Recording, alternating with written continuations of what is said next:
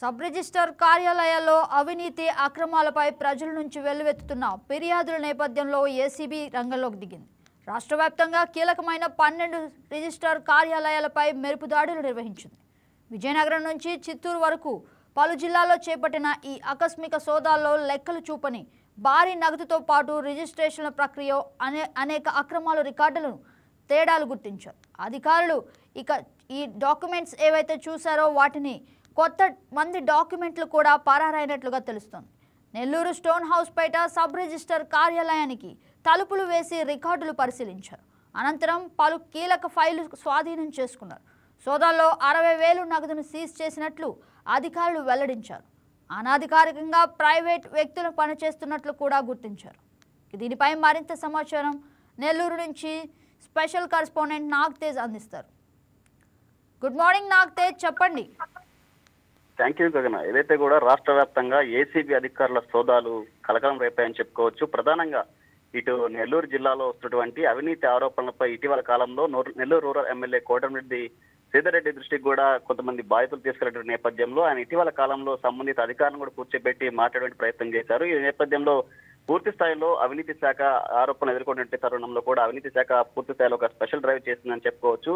నిన్నటి రోజున నిన్న మధ్యాహ్నం 1 గంట నుంచి నిన్న సాయంత్రం 5 గంటల వరకు కూడా నెల్లూరు స్టోన్ హాస్పిటల్ లో ఉన్నటువంటి సబ్ రిజిస్టర్ కార్యాలయం వద్దకి ఏదైతే డిఎస్పీ రామకృష్ణ నేతృత్వంలో కూడా అధికార పూర్తిగా 10 మంది పైగా సిబ్బంది అక్కడ చేరుకున్నారు. తలుపులు వేసి మరి లోపల ఉన్నటువంటి ఫైల్స్ కావచ్చు, ఎవరైతే బయట వ్యక్తులు కావచ్చు, స్టాంప్ రైటర్లు కావచ్చు, అదేవిధంగా ఎవరైతే సంబంధిత అధికారులు ఉన్నారో అందరం కూడా పూర్తిగా తలుపులు వేసి మరి ఒక సోదాలు చేపట్టారని చెప్పుకోవచ్చు. పూర్తి స్థాయిలో నిన్న సుమారు ఒక 6 గంటల పాటు చేపట్టినటువంటి సోదాల్లో కూడా అనేక విస్తుపోయే విషయాలు బయటకు వచ్చి చెప్పేసి అధికారులు చెప్తున్నారు. అయితే సంబంధిత అక్కడ ఎవరైతే రిజిస్టర్ ఉన్నారో వారితో పాటు మరొక అధికారి అక్కడ అందుబాటులో లేకపోవడం, వారి సెలవులపై బయటికి వెళ్ళాలని చెప్పేసి అక్కడ లోకల్ గా ఉన్నటువంటి సిబ్బంది చెప్తున్నారు. ఈ సమయంలో పూర్తి స్థాయిలో అక్కడ ఉన్నటువంటి ఎవరైతే బాధితుల యొక్క రిజిస్ట్రేషన్ సంబంధించిన పత్రాలు కావచ్చు, దస్తాలు కావచ్చు, పూర్తి ఫైల్స్ కావచ్చు, కంప్యూటర్ ఆపరేటర్ల యొక్క సీసీ కెమెరాలు కావచ్చు, పూర్తి స్థాయిలో నిఘా సంబంధిత అధికారం కూడా పూర్తి స్థాయిలో కూడా ఇక్కడ దర్యాప్తు చేపట్టింది. అయితే నిన్నటి రోజున కూడా అక్కడ కార్యాలయంలో ఇతరులు ఎవరైతే కూడా బయట వ్యక్తులు ఎక్కువగా కనిపించారు. అంతేకాకుండా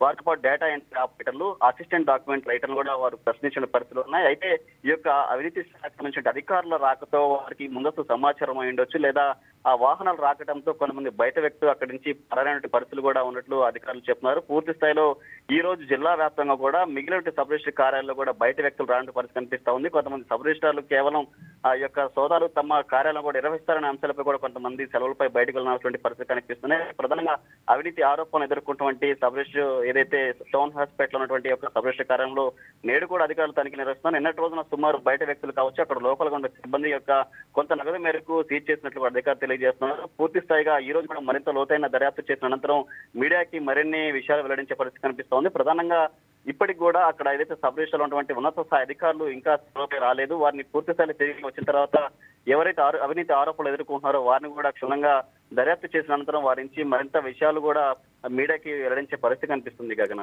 నాగ్తేజ్, చెప్పండి, అంటే రికార్డులో తేడాలను అధికారులు గుర్తించారా? అసలు మొత్తంగా ఎంత మొత్తం డబ్బు దొరికింది? సుమారుగా నిన్నటి రోజున ఈ స్టాంప్ వెంటలు కావచ్చు, బయట వ్యక్తుల నుంచి కూడా సుమారు 60,000 పైగా నగదు దొరికినట్లు కూడా అధికారులు చెప్తున్నారు. ఏదైతే నిన్నటి రోజున అధికారులు అక్కడ చేరుకున్న సమయంలో కొంతమంది బయట వ్యక్తులు తమ సొంత కార్లు కావచ్చు, బైకులపై అక్కడి నుంచి పరారయ్యారు.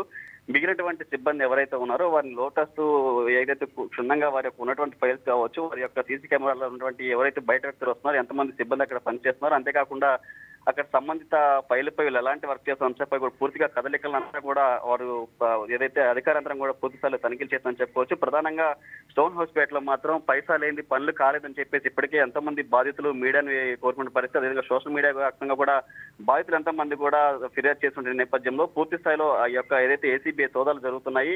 ఇప్పటి వరకు కూడా సుమారు కొంతమేర కంటే సుమారుగా అధికారులు వెల్లడించిన ప్రకారం 60,000 పైగా నగదుని నిన్నటి రోజున సోదాలు చేసిన నేపథ్యంలో వారు సీజ్ చేసిన పరిస్థితి. ఈ రోజు కూడా పూర్తి స్థాయిలో ఏదైతే ఉన్నటువంటి అక్కడ ఫైల్స్ కావచ్చు మరింత ఇంకా లోతైన దర్యాప్తు చేసేందుకు ఈ రోజు కూడా నిన్నటి తరహాలోనే ఈ యొక్క ఏసీబీ సోదాలు కొనసాగిస్తామని చెప్పేసి అక్కడ ఉన్నటువంటి అధికారులు చెప్పిన పరిస్థితి కనిపిస్తుంది.